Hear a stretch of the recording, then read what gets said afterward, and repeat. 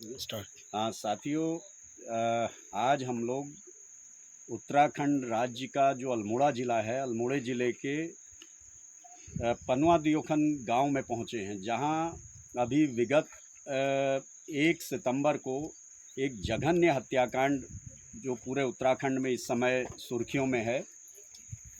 युवा साथी एक जगदीश, जो युवा बहुत अच्छा एक क्रांतिकारी नेता थे हमारे, 2 बार यहाँ से विधानसभा का चुनाव लड़े थे।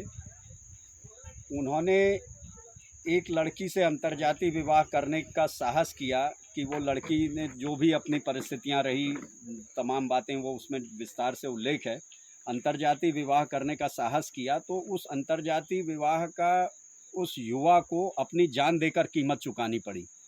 और 21 अगस्त को बताया जा रहा है कि शादी हुई है। उसके बाद जब उन्हें लगा कि भाई ये कहीं ना कहीं उसकी लड़की के परिवार वाले कोई घटना को अंजाम दे सकते हैं, तो इन लोगों ने 27 अगस्त को वरिष्ठ पुलिस अधीक्षक अल्मोड़ा को एक प्रार्थना पत्र दिया, जिसमें अपनी जान माल की सुरक्षा की गुहार लगाई कि हमें खतरा है, हम लोग को ये कभी भी ये हमारे परिवारजन हमारे साथ कोई अप्रिय घटना घटित कर सकते हैं। लेकिन उसके बावजूद भी यहाँ प्रशासन ने उसका कोई संज्ञान नहीं लिया। उनके पत्र को एक तरीके से रद्दी की टोकरी में कहा जाए डाल दिया। उसका नतीजा ये निकला कि 1 सितंबर को दूसरे पक्ष ने, जिनके अंदर एक जातीय नफरत थी, विद्वेष भरा था कि इसने एक अंतर्जातीय विवाह करने का साहस कैसे किया, उन लोगों ने, उसके परिवारजनों ने मिलकर उसका अपहरण किया जगदीश का पहले, और उसके बाद किसी एकांत जगह में ले जाकर जघन्य तरीके से, बहुत विभत्स तरीके से उसके साथ उसका हत्या करके रख दी। तो ये साथियों हम सब लोगों के लिए विचारणीय सवाल है, जहाँ आज बड़ी बड़ी बातें की जा रही हैं, डिजिटल इंडिया कहा जा रहा है, मेक इन इंडिया कहा जा रहा है, भारत की दुनिया भर में वो बातें करी जाती कि भारत एक महाशक्ति बन चुका है। लेकिन ये सच्चाई है कि हम कैसे महाशक्ति आज बने हुए हैं कि आज भी यहाँ पर एक समाज ऐसा है जो अपनी स्वेच्छा से किसी से शादी नहीं कर सकता, विवाह नहीं कर सकता, और अगर वो एक शादी कर दी तो उसको उसकी कीमत जान दे के चुकानी पड़ती है। और ये वही क्षेत्र है, बल्कि प्रशासन इसलिए भी यहाँ पर ज़्यादा जिम्मेदार है कि ये सल्ट क्षेत्र है। सल्ट क्षेत्र में 1980 में 14 लोगों को जिंदा जला देने की, इसी समाज का, जो यहाँ का मूल निवासी समाज है, जो अनुसूचित जाति के लोग हैं, जो यहाँ शिल्पकार समाज कहा जाता है, जो विभिन्न विधाओं कलाओं के यहाँ पर ज्ञाता हैं, शिल्पी समाज है, उनके साथ यहाँ पे 80 में भी घटना घटी है कि 1980 में 14 लोगों को जिंदा जला दिया गया था।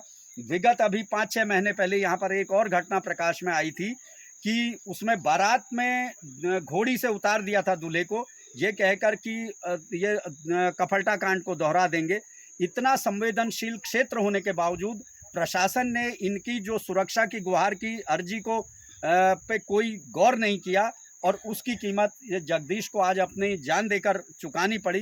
तो आज हम उनके घर में यहाँ पर पहुँचे हुए हैं, और हम उनके परिवारजनों से कुछ मिलने का प्रयास करते हैं, बातचीत करने की कोशिश करते हैं कि वो इस क्या उनकी मांग है और वो आगे क्या चाहते हैं, क्योंकि कुछ दिनों ये सारा माहौल रहना है, उसके बाद उस परिवार ने तो उस दुख तकलीफ के साथ अकेले जीना है।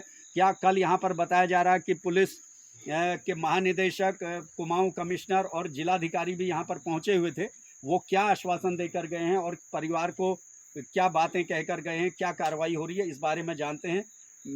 हम उनके माता जी यहाँ पर हमारे मौजूद हैं। ये कुछ लोग अगल बगल गांव से आए हुए हैं, यहाँ पर मौजूद हैं सब लोग। हालांकि प्रशासन ने अब सुरक्षा के तौर पर यहाँ पर व्यवस्था करी हुई है, लेकिन अगर यही सुरक्षा समय रहते की होती तो शायद इस सुरक्षा की आज ज़रूरत नहीं पड़ती और जगदीश हमारे बीच में होता। तो मैं अंदर रिक्वेस्ट करूँगा कि ज़रा हमारी ये माता जी जो हैं उनसे थोड़ा हम बातचीत करते हैं।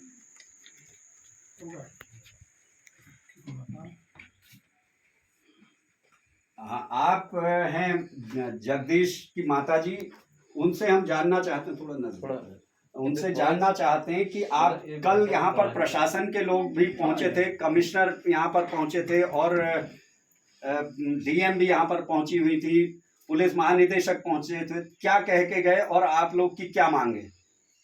मेरी मांग कुछ नहीं है। मेरी मांग ऐसी है कि जैसी मेरे लड़के की बुरी हालत करे हैं उसी उनके भी हो बस। और हमें उनको जल्दी फांसी से के जल्दी उनको फांसी के मतलब तख्ते फांसी पर चढ़ाने हैं चढ़ाना है, और हमें ये मांगे हमारी, बस, और कुछ इससे नहीं। ज्यादा हमें कोई नहीं। और इसमें जल्दी से जल्दी सुनवाई हो। सुनाई हो, हम देखें अपने आंखों से, हम अल्मोड़ा जाके उनको देखें फांसी के ठीक है। तख्ते तो पर। देखिए, जैसे कि उनका ये कहना है कि आपने देखा होगा कफरटा कांड में भी यहाँ क्या हुआ था कि इतना लंबा समय उस सुनवाई में लगा था कि जब उसमें सजा हुई थी तो उसमें से कई लोग तो ऐसे थे जो स्वाभाविक मौत मर गए थे, और कई इतने बुजुर्ग हो गए थे कि उनको वैसे ही छोड़ दिया गया था। तो उस सजा का कोई अर्थ नहीं होता है। तो उनके परिवारजनों का ये कहना है कि ये मामला जल्दी से जल्दी सुनवाई इसकी हो, ये फास्ट ट्रैक कोर्ट में चलना चाहिए, जिससे समय रहते जो दोषी हैं उनको दंड मिले। और उनका कहना ये है कि उन्हें फांसी की सजा मिलनी चाहिए। जिस तरीके से उनके परिवार का एक चिराग बुझा है, उन्हें भी मौत क्या होती है या असमय मौत क्या होती है उनको भी एहसास होना चाहिए। और उनके साथ साथ जो भी जातिवादी ताकतें हैं, जो भी समाज में जाति के नाम पर इन वर्गों को कमजोर समझते हैं या उन्हें मार देना बड़ा आसान समझते हैं, उनको भी ये सबक मिलना चाहिए कि इस देश में संविधान का राज चलता है, और अगर आप किसी भी व्यक्ति की जान से अगर खेलेंगे तो उसकी कीमत आपको भी जान देकर चुकानी पड़ेगी। तो मैं ये इसी के साथ आप सभी लोगों से यहाँ पर धन्यवाद करता हूँ। यहाँ पर काफी लोग सहयोग के लिए, इनके हौसला बढ़ाने के लिए पहुंचे हुए हैं। और आप लोगों में से कोई अपनी बात कुछ इस बारे में रखना चाहता? सर मैं रखना चाहता हाँ, हूँ। आइए। सर मेरे चाचा को इंसाफ चाहिए। हाँ, क्या और नाम है वो आपका? मेरा नाम संतोष कुमार है ठीक है। और उनका भतीजा हूँ मैं।